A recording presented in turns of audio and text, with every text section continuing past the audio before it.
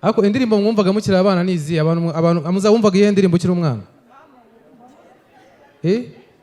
wowe wumvaga amatangazo yo kubika abantu bavuba abantu mwumvaga indirimbo mukiri abana n'ize ndirimbo mwumvaga z'abana nyine zagenewe abana babu wumvaga ize ndirimbo uri umwana wiga nko muri materineri nubwo zitari zakaje zari indaya murashaka iki niyo wumvaga ukiri umwana wakwitonze ukaraba mwe mwumvaga izihe ndirimbo papa za Sebanani Nyirabasare kuri basese wayumvura umwana bikagenda bite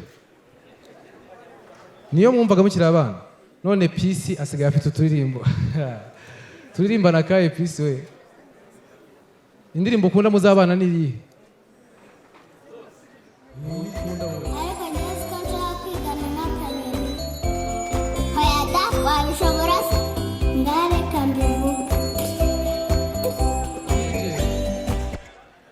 iryo ni ihungabana iyo ndirimbo iri muri iyo mashini imariki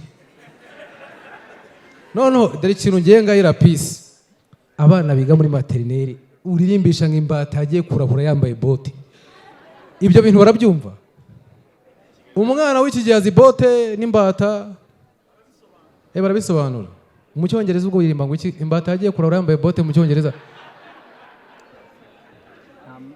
oya birisere abana b'iki gihe bazi indimi bazi icyongereza imbata agiye kurahura yambaye bote mu cyongereza wabivuga gute imbata bayita ngo iki imbata bayita duck yagiye went kurahura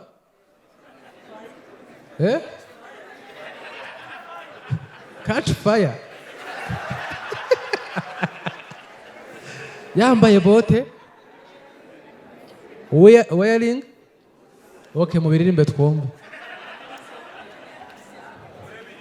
duck went to catch fire wearing a boot happy Peace ibyo bintu uraza kubiririmbira hanga kuko abana ntago wajya uririmba utuntu tworoshye bazi ni wowe wazanditse ariko nose umwana wandikira imbata ako uzigiye mu marushanwa ugahagarara ngo nanjye ngo nitwa Peace ngo naribye indirimbo yitwa imbata tugiye kwakira umunyarwenya witwa bamwita Ndegeya from BJ. Ladies and gentlemen, give it up for Ndegeya.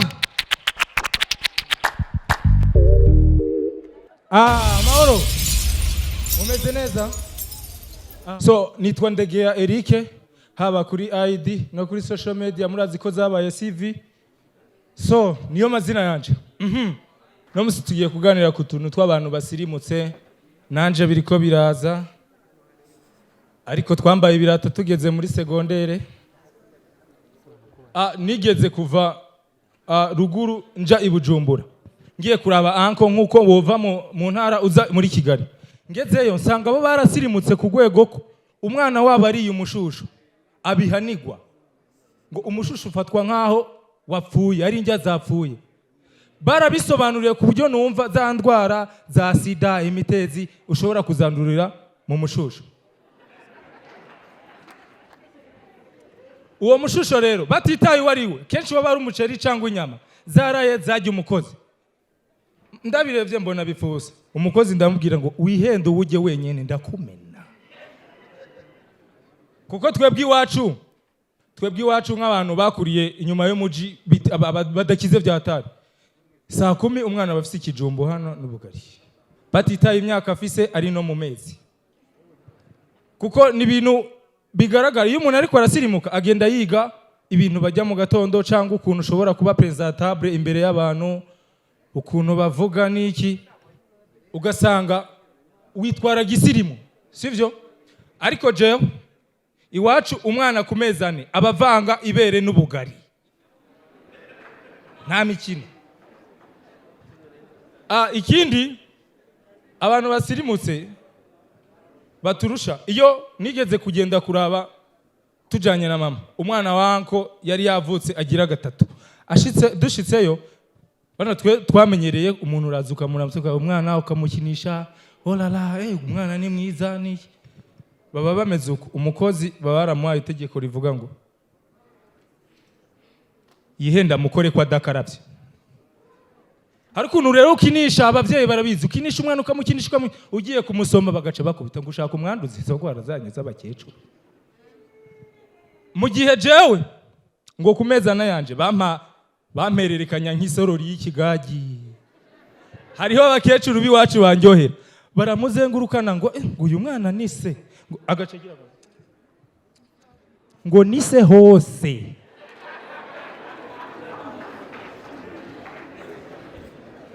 Ya ni vyiza iyo usirimutse zamushima Imana, sivyo? Zamushima Imana, kubaho ubuzima bwiza. Ya so ari akantu ushaka kwibwirira abajene muri ibi bihe, cyangwa se iyo maze gutera imbere, hari ibintu bituma iyo ugiye gusaba nk'akazi, uburyo uvuga, uburyo ukoresha amageste, uburyo wakira umuntu, bishobora gutuma umuntu yizera ikintu uri kuramusaba cyangwa akazi muri ko murapanga, sivyo? Nk'urugero ushobora guhura n'umuntu umwakiriye iwawe, sivyo? Akaza ukamuramutsa, bite ni sawa, reka nsabe merci aze anyegere gato. Ya impamvu nkibanye neza na Landlord, impamvu ntazoja guhinga. So iyo rero ugihura n'umuntu kumwakira, washobora kuza tugiye guhura, sivyo? Mwiriwe ndabwanutse nk'umukene. Ikaze akicara nawe mukicarira rimwe, sivyo? Reka nkwereke kwa papa. Twagiye. Nje ndacakwakira. Okay, je ngiye kuba papa Ndegeya. Sawa, twagiye. Araje. Muraho, ikaze. Icara nawe. Igira kintu yivune niyo dufise yonyine cyangwa tugabura ibitoki by'iwanyu. Iwacu nuko batwakira. So nukuvuga ivyo bintu uko iyo mugiye kwicara muricara mugatuza. Hari n'ukuntu muri ko muraganira wakwicara nari, sivyo? Hari ukuntu muri ko muraganira biba bisaba ube focus ku muntu ariko aravuga, pana kurangarira muri phone cyangwa ibintu bikujagaraza, sivyo? Mukaganira. Turabona rero ziriya miliyoni 5 Merisi ufise dukuye kuzizana. Ako kanya ukabona haciye umukobwa fise umuhanga cavuga ngo ngo mbega abavyeyi bavyara ngo va ku bakobwa biwanyu ngo zijya nyashura zibonye ngo va ku bukobwa bwanyu menga bwavutse ku mezi 5. Hari n'ukuntu dushobora guhura, sivyo? Haguruka duhure kandi shabi 10 riravaho ndaki ni hatari. Iyo huye n'umuntu kirazira kumwereka weakness. Ushobora guhura nk'uku mukaramukanya akabona kukomeye, ariko bajene biwacu mushobora guhura nk'uku ngo mutama ngo mitsingi n'igihumbi, agapeti n'igihumbi no kuri kwa muntu agahita kuramutsa. Uba wagaragaje inzara yawe ahantu igera. Ushobora no kuba kandi uri kurakora interview, sivyo? Yakazi runaka. Biba bisaba ngo ube concentré ku kintu bariko barakubaza, amazina, ivyo ushoboye niki, sivyo? Arukuntu bakubaza amazina, uburyo witwara rero. Isaha mubabare nayo nazanye ariko ntayo mfise. Mushobora kuba muri ko muravugana akantu isaha igatirigana cyangwa akantu kakamera kakaba nabi, ushobora kugakontorora nk'uko bisanzwe. Ariko ari gihe iyo ako gatekinike utakazi iratirigana ngo aya mapire nguze hirya yejo, aya mabuye nguze hirya yejo, arangiye gute? Iyo ni kwesi ya mbere. Iya kabiri, akantu gashobora kukujya cyangwa ukabona akantu kanduye ku mwenda runaka hano ukagahanagura kuno nk'umupatro, sivyo? Dufise ari umumarume agira kane muri famiye, iyo abonye isazi cyangwa kandi kantu kariko kose swata ashobora kukabona nk'ugabo ukabona rago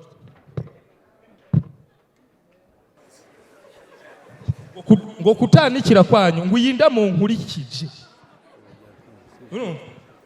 N'ibintu akenshi bituma ubura amahirwe. So nagerageje kwambara neza nk'umubandi yasirimutse. Ibi bintu byatumye mama amotiva umunsi umwe ku kintu ntari bwumve. rimwe twarahuye abona abantu bagenda bambona neza bamvugisha neza bavuga naberewe mama ageze imbere biramurenga yanka kurishikana mu rugo ahagaze ngo arandeba ngo shango uzova mwigisho ga dadi ciza kabisa. Asante sana murakoze nitwa Ndegeya Eric. Iyi televiziyo ifite mu kabari kawe cyangwa muri restaurant yawe cyangwa muri hoteli, iyi ngiyi ni ikurura abakiriya. Ngwino rero muri Kigali City Tower umuryango nomero 18 muri ground floor muri Samsung 250 hari televiziyo umva guhera kuri puse yo hasi kuzamura 3 kugenda ukagira kuri 85 zose turazifite ku giciro cyiza cyane. Karibu wowe niba ugiye gukora ubukwe ubwo niba ugiye gukora ubukwe ugiye kubwira ngo kaga televiziyo we na madamu zamumeze nk'abari guhengereza gutya niko karuje kuri televiziyo nziza iyi ngiyi reka nyibise kwanzu irebe neza. Samsung 250.